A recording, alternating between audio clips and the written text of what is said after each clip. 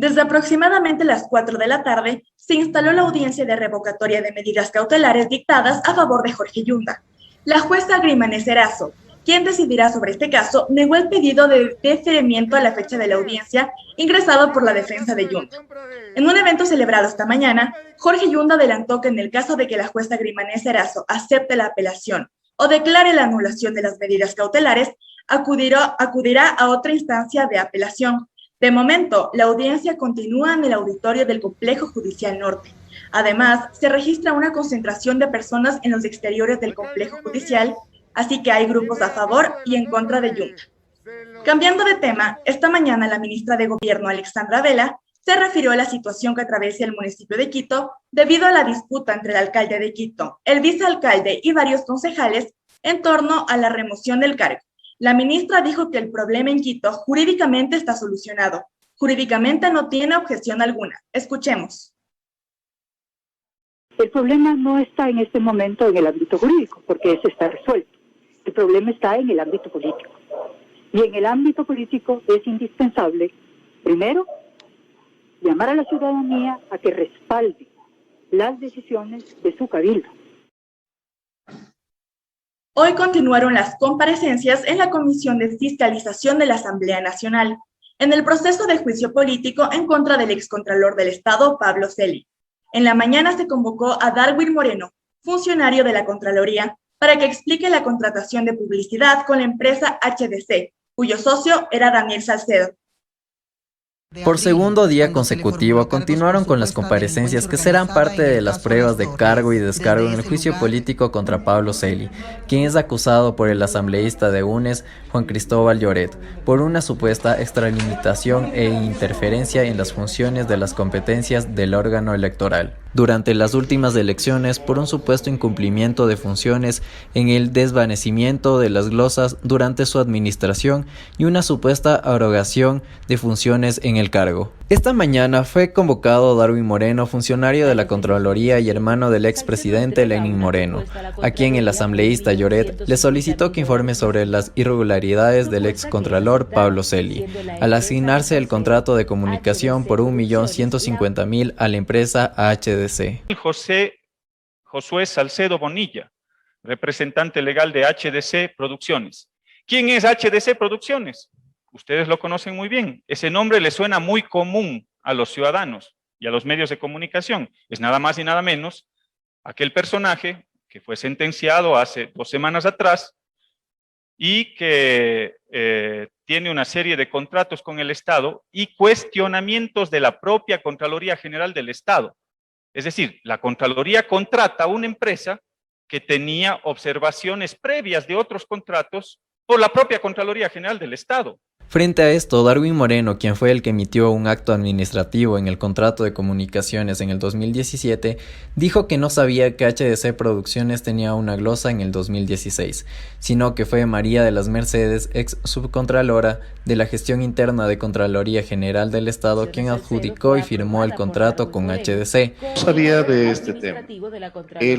Con respecto al tema de que yo adjudique o apruebe el contrato, eso no está dentro de mis funciones. ¿Por qué yo tramito este proceso? En realidad, lo que debo decirles es que este proceso, acorde a mi delegación de atribuciones, no es suscrito por mí. Este es un proceso que lo tramitó la Dirección de Comunicación y la dirigió a la subcontralora de gestión, en ese momento al subcontralor de gestión interna. Esta información será incluida en las pruebas para llevar a cabo el juicio contra Celi. Además, se suman las que se llevaron ayer, en las que intervinieron Daniela Taimán, presidenta del CNE, y el vocal José Cabrera, quienes coincidieron que el intento de hacer una auditoría informática en pleno proceso electoral constituyó una intromisión. A las 14:30, Daniel Salcedo compareció ante la Comisión de Fiscalización desde la Cárcel 4 por el juicio político contra el excontralor Pablo Celi. Salcedo, quien fue arrestado por corrupción, es gerente de HCD Producciones y afirmó que no hubo influencia por parte de la Contraloría para obtener el contrato de comunicación por $1.150.000.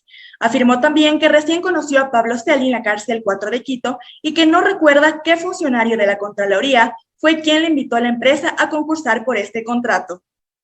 me comunicaron de que había la posibilidad de poder participar, que presentemos nuestra propuesta.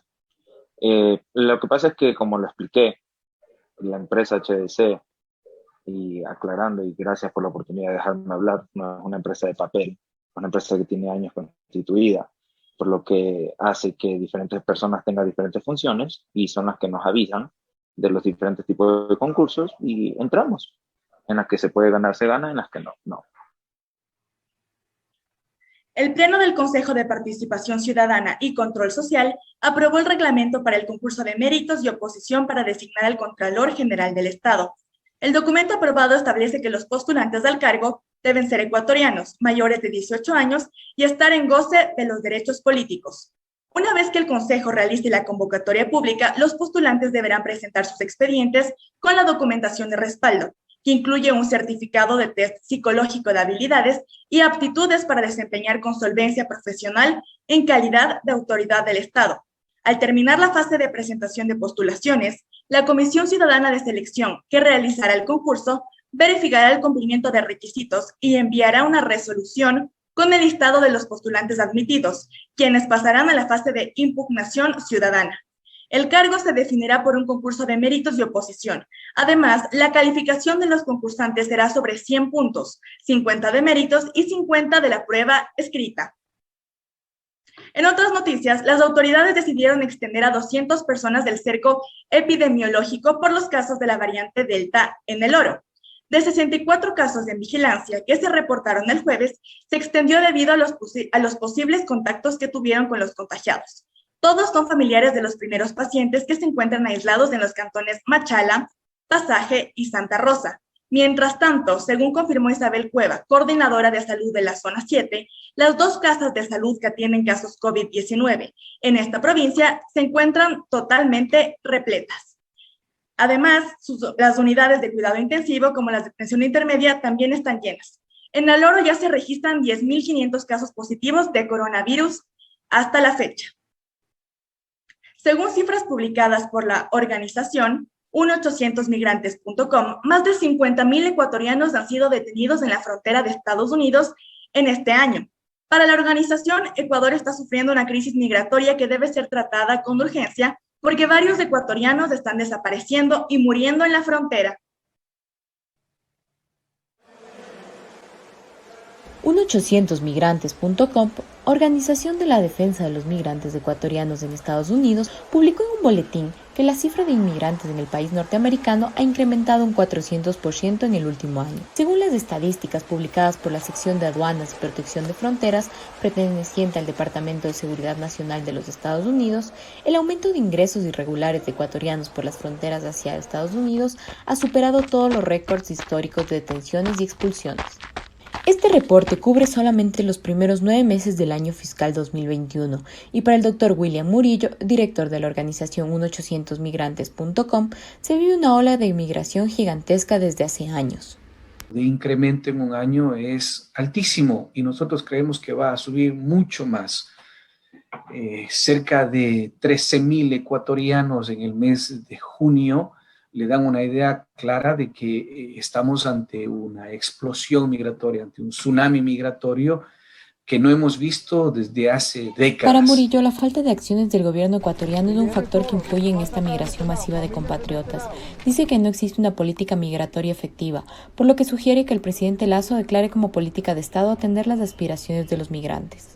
Otro problema que señala es que el personal migratorio sigue siendo el mismo desde hace más de una década, y eso genera inconveniente para los migrantes, porque pese a conocer la situación que se vive, no se ha hecho nada durante años. La gran mayoría de personal sigue siendo personal de la Cancillería que conoce con lujo de detalles los problemas de los migrantes y que desafortunadamente no nos han dado soluciones en los últimos 20 años. Entonces, es obvio que el gobierno ecuatoriano necesita refrescar toda esa situación administrativa con nuevos liderazgos. Dice que lo más importante sería cumplir con todas las ofertas de campaña que el presidente Lasso dio, como la creación del Ministerio de los Migrantes, el cual dijo que iba a tratar campañas y brindar soluciones para frenar la migración. Según 800migrantes.com, las cifras de migrantes hacia Estados Unidos siguen en aumento, mes tras mes. Si no se toman medidas urgentes, la situación de los migrantes seguirá empeorando, ya que las desapariciones y muertes de los ecuatorianos de la frontera en Estados Unidos ha ido en aumento.